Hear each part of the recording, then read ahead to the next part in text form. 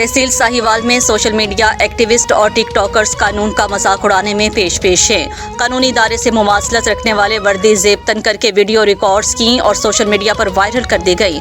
सस्ती शोहरत के ख्वाहिशमंद सोशल मीडिया के अदाकाराओं ने कानून की धज्जियां उड़ा दी हैं। सोशल मीडिया के अदाकाराओं ने वर्दी पर सब इंस्पेक्टर की पट्टी भी चिपका कर रखी है।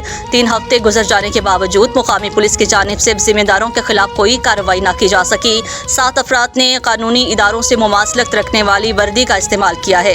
याद रहे कि कानूनी इदारों से मुमासलत रखने वाली वर्दी पहनने पर पाबंदी आयद है। शहरियों ने आरपीओ सरगोदा, डीपीओ सरगोदा से नोटिस देने का मुतालिबा करते हुए कहा है कि कानून का मजाक उड़ाने वालों के खिलाफ कानूनी कार्रवाई की जाएगी।